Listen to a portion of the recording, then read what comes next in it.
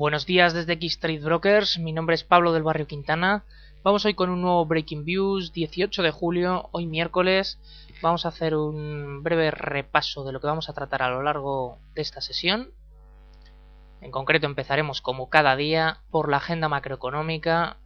Haremos unas breves reflexiones sobre la jornada de ayer martes en la que Bernanke fue el protagonista y también en qué nos debemos de fijar hoy miércoles en la que también Bernanke volverá a ser el protagonista. Haremos también un análisis sobre las últimas noticias publicadas y terminaremos, pues como siempre, con los cambios en la cesta de sistemas de trading, que alguno ha habido. Empezando por la agenda macroeconómica. Luego vamos a repasar las actas de Japón, ¿vale? Así que ahí no vamos a entrar. Vamos a tener a las 10:30 Reino Unido, tasa de desempleo, se espera en el 8,2%, que se mantenga estable en esos niveles, al igual, curiosamente, que la de Estados Unidos, que está en el mismo nivel. Tenemos también las actas del Banco de Inglaterra a la misma hora, a las 10:30. Y a partir de la 1 empezamos con Estados Unidos, los datos más importantes, solicitudes de hipoteca, como cada miércoles, a las 2:30. Quizá este sea el dato más importante del día.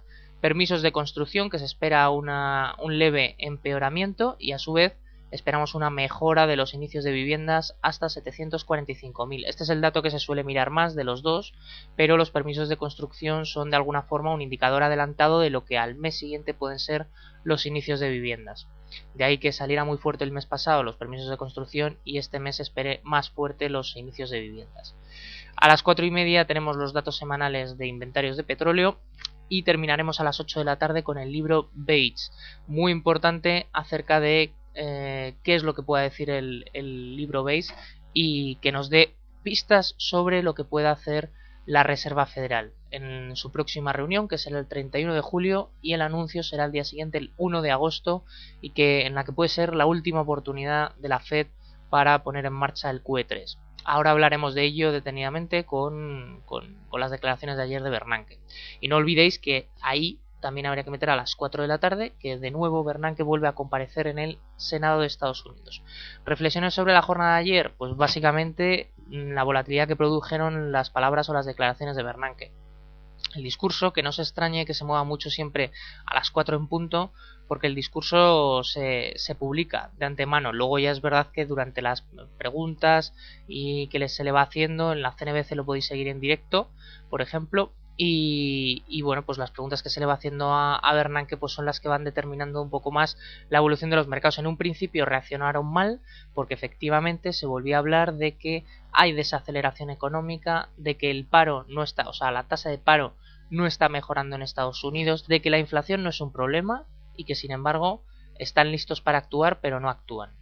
Veremos si no actúan, ¿no? Que como os digo, el 31 de julio y 1 de agosto tenemos la reunión de la Reserva Federal y lo que no pueden hacer es posponer mucho la decisión porque rápidamente se acercan las elecciones en Estados Unidos en noviembre y por tanto a partir de ahí es muy probable que entre agosto y noviembre pues es muy difícil que vuelvan a tomar otra decisión de política monetaria expansiva que pueda favorecer al gobierno actual de alguna forma, al menos históricamente así lo han tratado de evitar en Estados Unidos. Así que bueno, pues en realidad dejó las puertas abiertas como siempre, pero no sabemos nada. En un principio el mercado se apreció el dólar, se cayeron las bolsas, se cayeron los activos de riesgo y luego a partir de ahí pues sufrieron un rebote importante y de nuevo el dólar volvió a depreciarse, las bolsas volvieron a rebotar y los activos de riesgo en términos generales volvieron a subir. Así que parece que se intuye o se olfatea algo en el ambiente de que la Fed puede ir un poquito más allá. Es la sensación,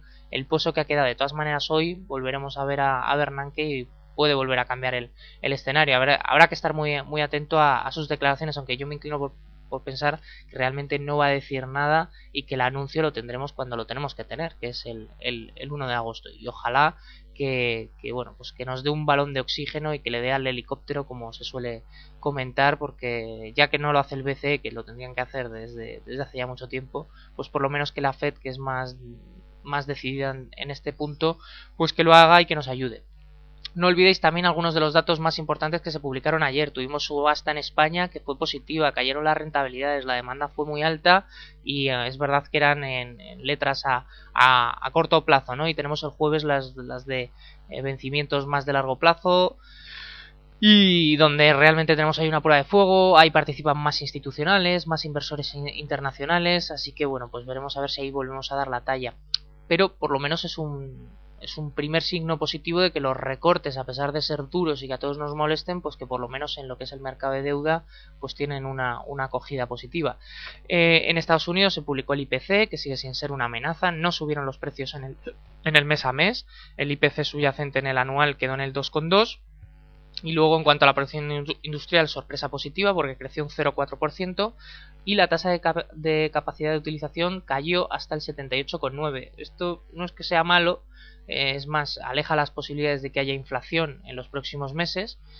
Y bueno, pues creo que sigue en niveles bastante aceptables en los que las empresas pueden pensar en probablemente en ampliar fábricas, en ampliar plantilla, etcétera, etcétera, y sin que suponga un riesgo inflacionista porque estemos en niveles de 84-85, que es donde sería peligroso.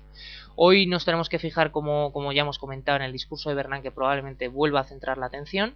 Resultados que hoy vamos a conocer: Bank of America, American Express, IBM, Qualcomm, eBay, son los más importantes. Ayer ya se conocieron algunos también muy importantes como Goldman Sachs o Johnson & Johnson o Coca-Cola, en términos generales buenos y batiendo previsiones. Johnson & Johnson se quedó en línea y algo corto en cuanto a ingresos, pero en términos generales el resto de las compañías importantes pues bastante buenos y batiendo previsiones. En cuanto a las noticias, Banco Central Europeo que descarta un rescate de España, pero no cerrar algunos bancos. Esto choca frontalmente con lo que dice el ministro de Economía, Luis de Guindos, que habla de que no se va a forzar a ningún banco a ser liquidado. Este viernes tendremos el memorándum de lo que acuerde el Eurogrupo en esta materia y veremos a ver, pero todo apunta a que desde luego que se nos va a forzar en una cosa más. Y en este caso será liquidar bancos que no sean viables. Sinceramente, en mi opinión, creo que esto es positivo para nosotros. O sea, si hay bancos que no son viables, ¿para qué los vamos a mantener? ¿Para qué los vamos a fusionar o integrar en otros bancos que son sanos y que se pueden ver perjudicados y que en el medio o largo plazo puedan verse en una situación pues como la que hemos visto en Bankia? Sinceramente creo que esto es lo mejor que nos puede venir, aunque sea impuesto. Bueno, pues vale, pues como nos dicen desde Europa, pues lo tenemos que hacer, perfecto. Bueno, pues que de alguna forma aquellos bancos que no sean rentables, que no sean viables, pues que haya que hacer un proceso ordenado de liquidación. Y bueno, pues esto va a provocar probablemente efectos contrarios en el mercado. Pues primero nervios para ver qué es lo que va a pasar con los bonistas de estos bancos, con los accionistas. Y por otro lado, yo creo que al final a medio o largo plazo esto va a ser positivo para todos. En cuanto a Finlandia, que acuerda garantías para ayudar a los bancos españoles, un acuerdo que nos favorece. Es verdad que no aportaba demasiado, es en torno a un 2% el importe que aporta para el rescate, pero desde luego que es bueno tener a estos países que son muy reticentes a ayudarnos y muy rigurosos, pues lógicamente tenerlos de nuestro lado. Así que bueno, pues yo creo que el impacto es moderado, aunque fue durante la jornada de ayer, ya hoy poca relevancia tendrá, pero desde luego que es algo bueno y que allana el camino para el comunicado de este viernes. Y por último, Banco de Japón, que durante la sesión asiática ha publicado sus actas de junio, sus actas del Banco de Japón, y que no debería descartar opciones de política económica. Sinceramente el impacto es muy escaso, neutral. Todo lo que habla el Banco de Japón pues puede tener un efecto mínimo durante un par de sesiones y seguidamente no tenerlo, ¿no? Yo creo que por un lado bueno porque tienen la intención de continuar con esa política monetaria expansiva y también de compra de activos, que ahí podéis congelar la imagen y echar un vistazo a lo que ha ido haciendo en los últimos meses. Y también a su vez pues creo que el impacto sobre el yen, por ejemplo, que muchas veces tratan de debilitarlo, pues es prácticamente nulo, ¿no? Durante a lo mejor un par de sesiones, si es que lo intervinieran, pues puede debilitarse para luego volver a fortalecerse. La realidad es que el impacto creo que de los mensajes del Banco de Japón tienen un mínimo efecto y con el paso del tiempo yo creo que cada vez menor incluso. Y por último, los cambios en la cesta de sistemas de trading. Simplemente cambiamos la señal que teníamos alcista en Aussie Dollar a bajista, y en New Zealand Dollar que entra la señal alcista. Así que es una especie de operativa a favor del New Zealand Dollar y en contra del Aussie, o sea, a favor del New Zealand y en contra del Aussie.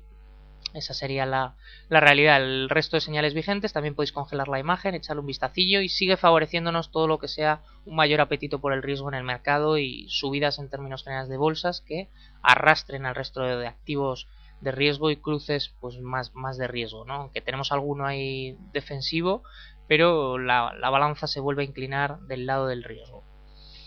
Y nada más, cualquier cosa que queráis comentar conmigo, me tenéis en el 91 570 6705 extensión 15 o en pablo.barrio@xtv.es. Que paséis una feliz jornada de trading, muy buenos días y hasta mañana.